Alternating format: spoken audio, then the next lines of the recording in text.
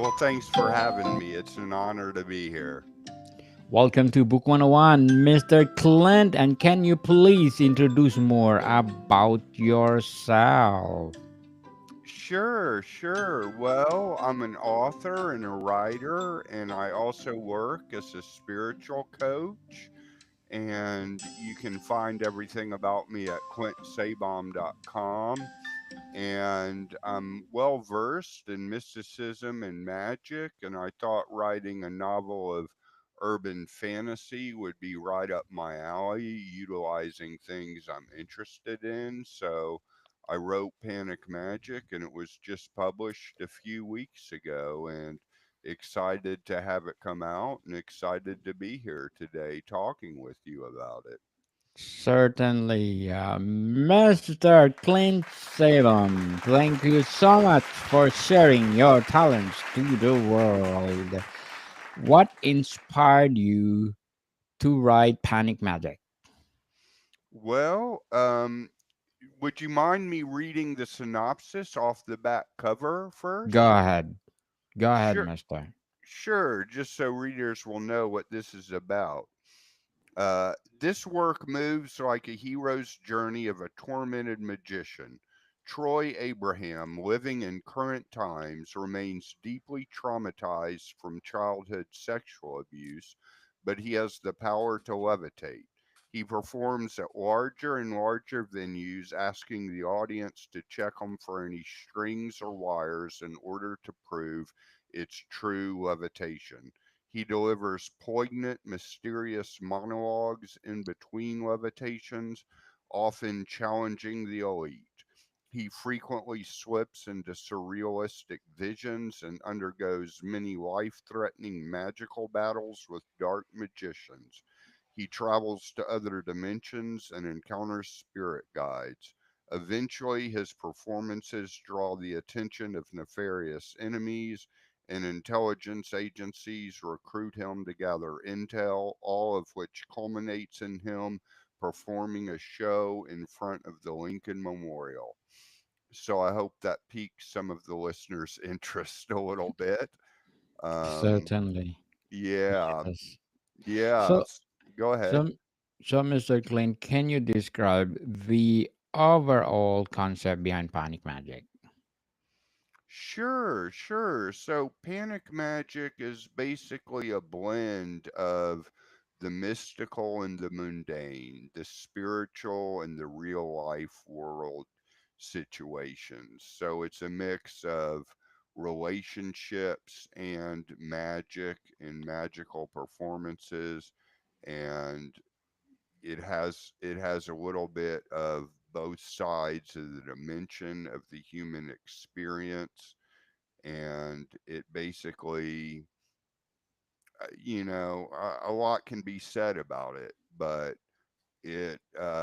I've given dramatic monologues at theaters in the past, and so I tried to incorporate mysterious monologues in between his levitations during his performances.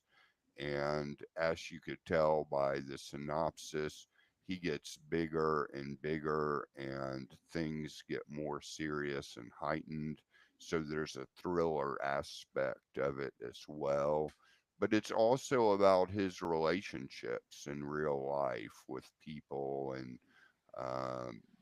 the different people he encounters. So it's a mix of both the spiritual world and just the down to earth practical world. So, what challenges did you face during the creation of Panic Magic? Oh, I think the biggest challenge is to just get started. Just getting started on a book is sometimes the hardest thing. And going through the, first rough draft, you've got to, well, at least I had to give myself permission to make some errors. It's kind of like, in order to write well, I had to give myself permission to write imperfectly. So I basically gave myself the leeway to just kind of get it all down at first. But yeah, again, the hardest thing is just getting started. Once it started formulating in my head and I started writing sentences in my head, I knew it was time to get on the keyboard and put it down in paper. So, are there any tracks on Panic Magic that hold personal significance to you? Oh, sure, sure. I think the main character is very significant to not necessarily the events in the story, but just how the character is formed. He has a lot of similarities to me, as far as balancing the spiritual and the psychological, my own spiritual experiences balanced with the down to earth practical world that we all live in. Certainly. How did you or how did your background in drumming influence the composition on this project? My background in what? Drumming. Drama? Yes. Oh, well, drama, some of the background in theater comes out in the monologues he gives. The main character does stage shows where he levitates, but in between his levitations, he gives monologues that are kind of surrealistic, and they're very much inspired by the works of Andre Breton, the 20th century French surrealist. So, it's kind of my background in drama mixed with my background in reading and my own spiritual practices. So, Mr. Clint, how do you hope listeners will connect with or interpret panic magic? Oh, I think they will interpret it as a hero's journey, a tale of one person who basically, goes through a whole lot of different challenges and proves victorious in the end. I think it entertains, it inspires, and it also teaches. There are lessons to be learned from it. Certainly. And did you experiment with any instruments or techniques on panic magic?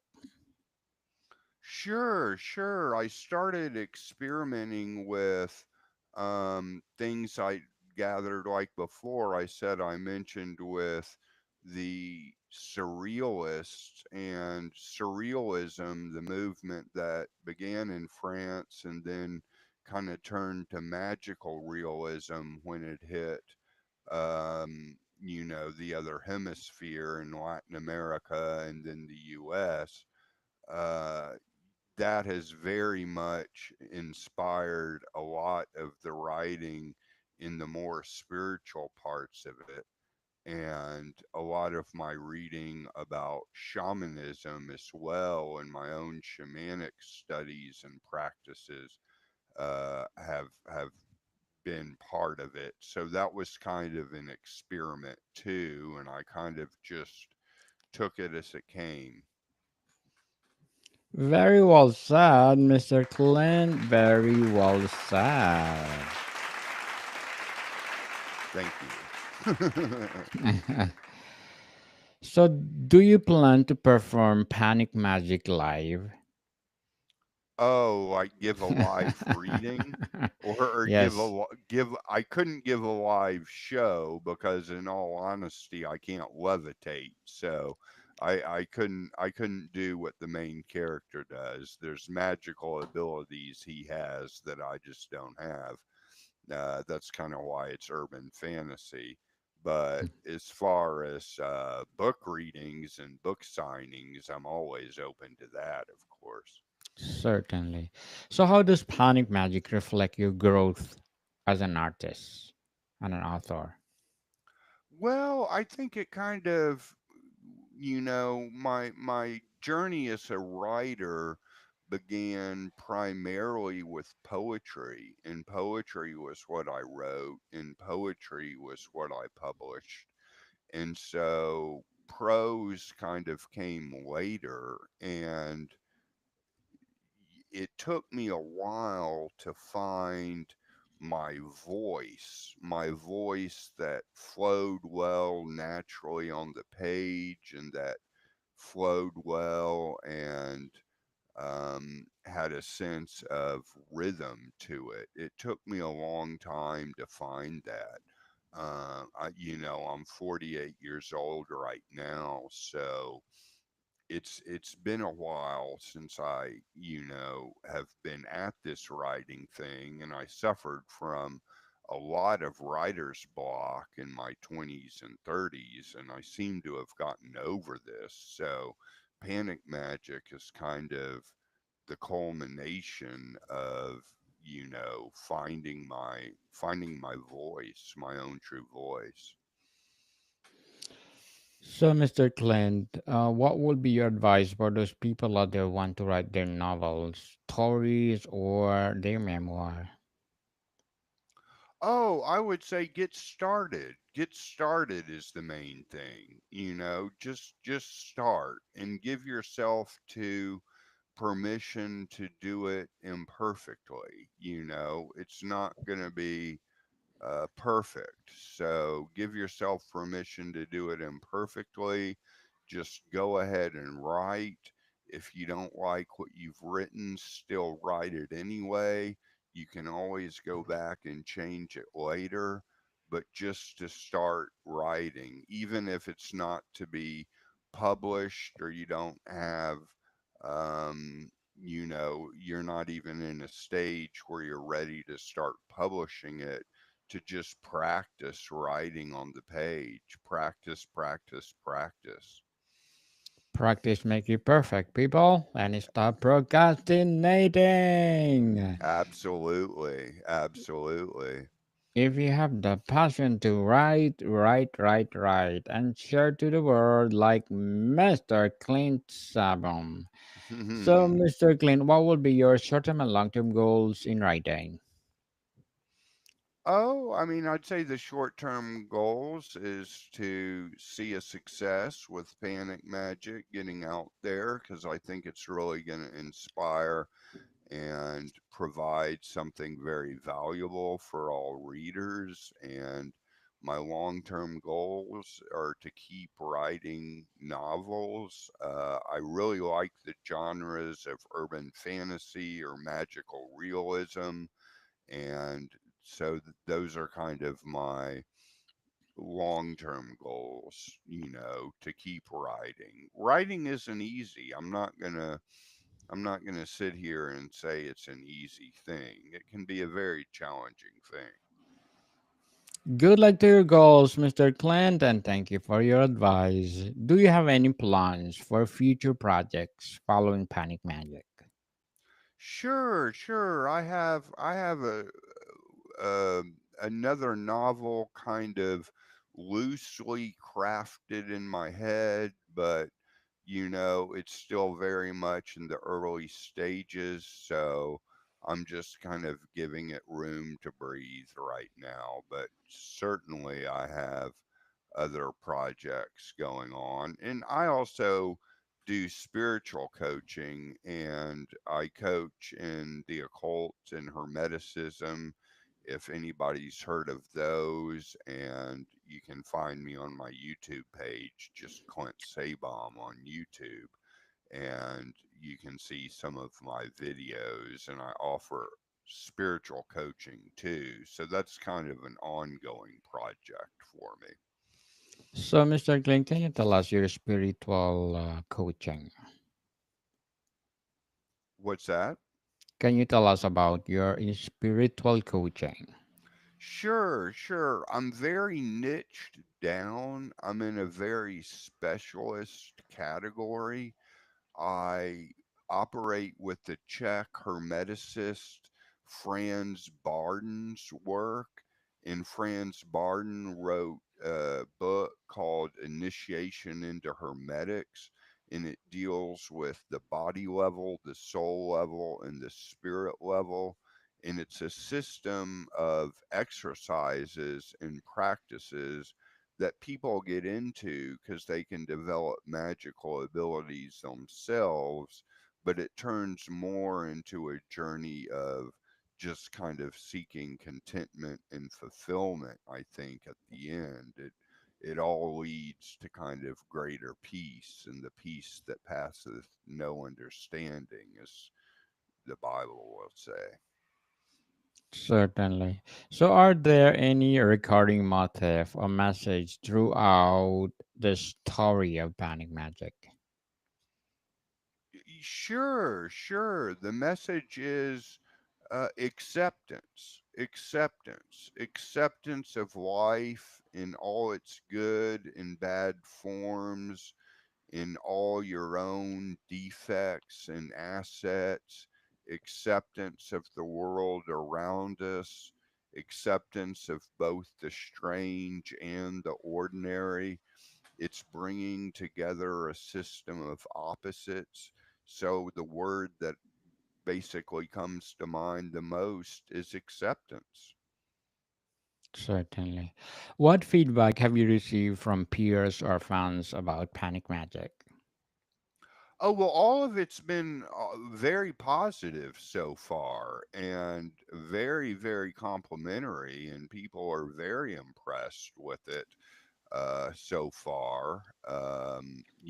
Again, it's just been out for a while, but I've received a whole lot of numerous responses from people who were just really enjoying it and said it reminded them of this writer or that writer, etc. Certainly. So, before we wrap up our discussion today, Mr. Clint, I'm inviting you to please do listen to my other podcast, Food 101, in its fifth season, people. Fifth season with Chef Alessandro, one of the specialty chef in one of the five-star hotel in downtown Toronto. So, please do listen to our latest episode. We are reading our letter senders all over the world. So, Mr. Clint, where can listeners or readers access or purchase Panic Magic? Well, they can go to Amazon. That's the simplest way. Just type in Panic Magic, or you might need to type in Panic Magic Clint Sabom, and you get it showing up. You can also find it on my website at clintsabom.com, just my name.